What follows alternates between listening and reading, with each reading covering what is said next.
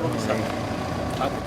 We already have maize on the ground, 2,000 acres, which is at different stages. Maturity stage towards is a young crop, and we are going on planting to achieve the 3,000 acres at a center pivot system.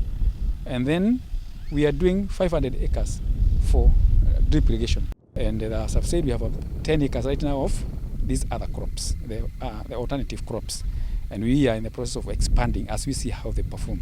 Because the other alternative... All we are requesting the committee in Parliament to understand is that we need about 900 million, between 600 and 900, to have the whole 10,000 acres the way it was conceived to be. On the printed estimates for the next financial year, we've been allocated 10 million Kenya shillings. Even in this current financial year, you are allocated the same 10 million Kenya shillings. But that is basically to take care of the infrastructure here.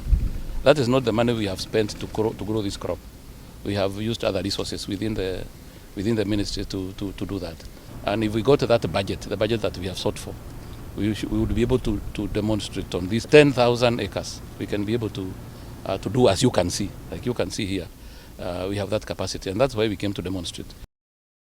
NIA has done its work because the infrastructure is in place and the water intake there has been stabilized. A few engineering issues which they have solutions for.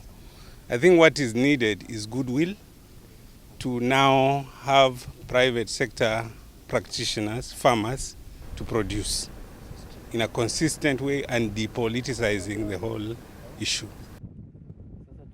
And I think the most important thing here is to use part of the land for food production and use the other part of the land for commercial production, so that the investor is not subsidizing food production, but instead is keeping the part of food security there, but also making money. The law of Parliament is basically to oversight what government is doing. And I want to say with confidence that out of the 10,000 acres, 5,100 acres is under crop.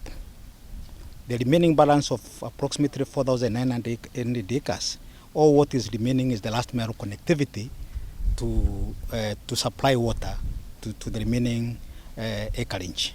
And what the request which we have received so far from the Minister of Water is for approximately 600 million, so that they can really be able to complete the last mile connectivity to ensure that the entire 10,000 is under crop, or the infrastructure is complete.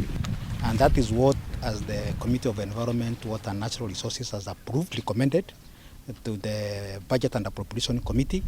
So as Parliament, I want to give an undertaking that we are going to avail the remaining 600 million Kenya shillings, so that now we can really be able to talk of the complete 10,000